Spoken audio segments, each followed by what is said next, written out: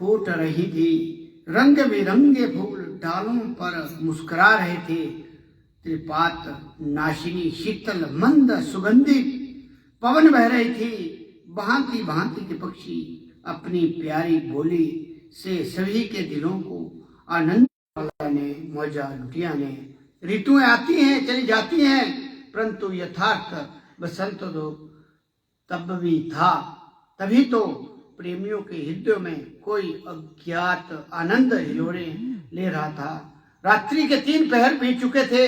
ब्रह्म मुहूर्त था। मालिक के प्यारे उसकी याद में मगन, कोई राम रहीम तो कोई कृष्ण करीम के ध्यान में लीन थे। सौभाग्यवती टेरी के एक छोटे से घर में आदि ब्रह्म भक्तजनों के निमित्त पूज्य माता श्री राधा रानी जी के गर्भ से मालशुदी पंचमी 20 माघ संवत 1940 विक्रमी शुक्रवार तदनुसार 1 फरवरी सन 1884 ईस्वी को बसंत के शुभ दिन इस वसुंधरा पर वासुदेव कुल में प्रकट हुए पूज्य लाला प्रभु दयाल जी को आपके पवित्र शरीर के पिता कहलाने का गौरव प्राप्त हुआ। शास्त्रों में उस वंश को पवित्र, माता को कृतार्थ और धरती को पुण्यवती कहा है जहाँ किसी महापुरुष का जन्म हुआ हो। कुलम पवित्रम जननी कृतार्था वसुधरा पुण्यवती चतेन। भक्त बहारी जन सुखदायक श्री सदगुरुदेव जी के अवतार धारण करने से सचमुच ही वासुदेव कुल धन्य हो गया। माता श्री राधा जी और पिता श्री प्रभु दयाल जी के जन्मांतरों के भाग्य उदय हुए। उनकी मानसिक प्रसन्नता को वही अनुभव कर सकता है जिसकी मनोदशा महाराज दशरथ और जगन माता कौशल्या सरीखी हो। इस भाग्यशाली दंपति के 3 पुत्र रत्न और 1 कन्या पहले भी थी। श्री सदगुरुदेव जी के शरीर धारण करने के पश्चात 2 पुत्र रत्नों तथा 1 और कन्या ने जन्म लिया और भावा जी तथा राम जीवाई जी को बहन कहलाने का सौभाग्य प्राप्त हुआ। आपके सबसे बड़े भाई श्री अमीरचंद जी का छोटी आयु में ही देहांत हो गया। श्री अमीरचंद से छोटी बहन भावा जी ने भी संन्यास भेष ले लिया था। उनके छोटे भाई श्री राम जी वावल जी और श्री हेमराज जी संन्यास भेष लेने के पश्चात श्री स्वामी चेतना ध्यानंद जी तथा श्री स्वामी अटल प्रकाशानंद जी के शुभ नाम से प्रसिद्ध हुए। श्री सदगुरुदेव जी के छोटे भाई श्री आया राम जी तथा भक्त ईश्वरदास जी थे। श्री आया राम जी भी सन्यासी हो गए और उनका शुभ नाम भी श्री स्वामी अच्युतानंद जी रखा गया। भक्त ईश्वरदास जी तथा सबसे छोटे बहन राम जी बाई जी गृहस्थाश्रम में ही रहे। स्वामी चेतन ध्यानानंद जी का शरीर भी शांत हो चुका है। उनके 3 सुपुत्र हुए जिनके शुभ नाम श्री शिव स्वरूप जी, श्री ज्ञान स्वरूप जी तथा श्री ध्यान स्वरूप जी हैं। बड़े सुपुत्र श्री शिव स्वरूप जी व छोटे सुपुत्र श्री ध्यान स्वरूप जी का भी देहावासन हो गया है।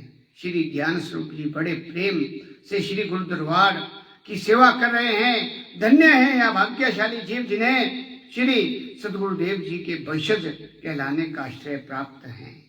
टेरी कस्बा के कुछ भक्तजनों से यह बात सुनने में आई कि सदगुरुदेव जी के जन्म लेने से कुछ महीने पहले ही माता जी की वृत्ति दान पुण्य करने की और अधिक हो चुकी थी। कई बार माता जी कहती, पता नहीं मेरे कानों में बांसुरी कौन बजाता है। एकांत समय में तो स्वयं बांसुरी और शंख ध्वनि आने लग जाती। या तो घर वालों ने अनेक बार देखा कि जो कोई साधु फकीर इस दर पर आया मुंह मांगा ले गया। शेष परिवार वाले इस रहस्य से परिचित ना थे।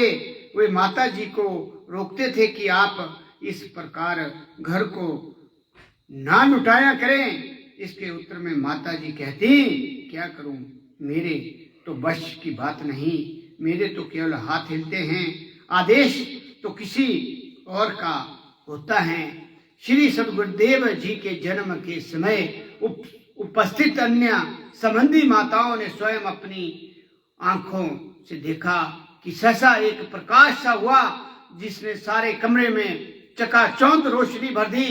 चकित हुई आंखें अभी यह सोच ही रही थी कि यह प्रकाश क्यों हुआ, कहां से हुआ कि यह प्रकाश सहसा अलोप हो गया। बुद्धि के नेत्रों पर मोह माया का पर्दा आच्छादित होने के कारण कोई भी इस बात पर विशेष ध्यान नहीं दे सका। श्री सद्गुरुदेव जी का भोला भाला सुंदर सांवला चंद्रमुख लोगों को अपनी ओर आकर्षित करने लगा।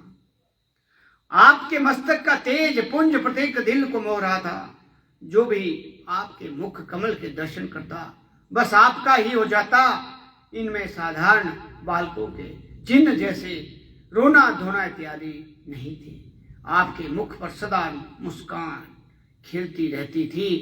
थोड़े दिन बाद आपका नामकरण संस्कार हुआ और शुभ नाम श्री बेली राम जी रखा गया।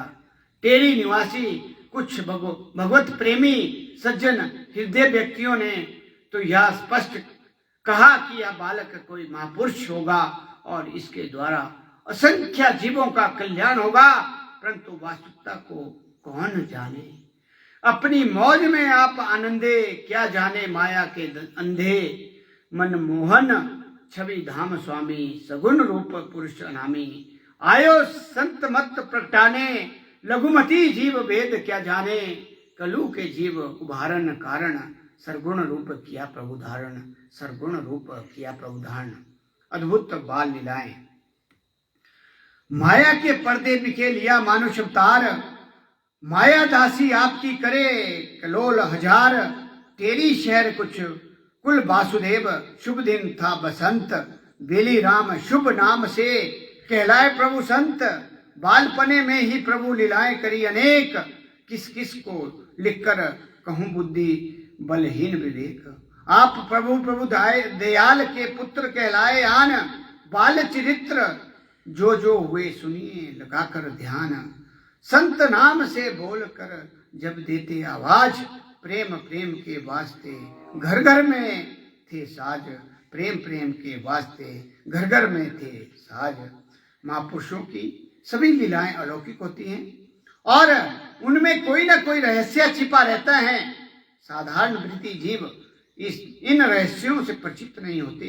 कस्बा टेरी के उत्तर की ओर लगभग 5-6 मील दूर एक पहाड़ी की ऊंची चोटी पर एक देवी स्थान था।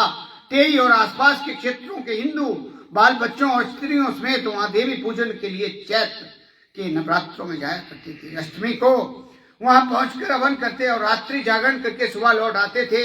वह देवी स्थान लंबे और साफ रास्ते टेरी से 6 मील दूर था और छोटे रास्ते से लगभग 3 मील दूर वहां एक देवी की पत्थर की मूर्ति थी। आगे छोटी छोटी 4 दीवारी और सामने बड़ा दलान था। श्री सद्गुरुदेव जी महाराज के पवित्र शरीर की अवस्था अभी लगभग 3 महीने की थी।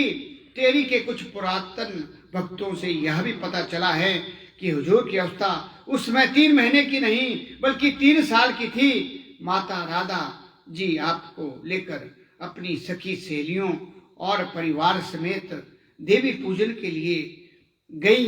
वहां दालान में उन्होंने श्री सद्गुरुदेव जी को अन्य बच्चों के साथ लिटा दिया। माता जी ने बड़ी श्रद्धा भक्ति के साथ देवी पूजन किया और आपकी मंगल कामना निमित्त देवी के चरणों में प्रार्थना करके लौटी तो आपको वहां ना पाकर उनके आश्चर्य और विस्मय का कोई ठिकाना न रहा। तत्काल इधर उधर खोज की जाने लगी, परंतु काफी समय व्यतीत होने पर भी आपका पता नहीं चला।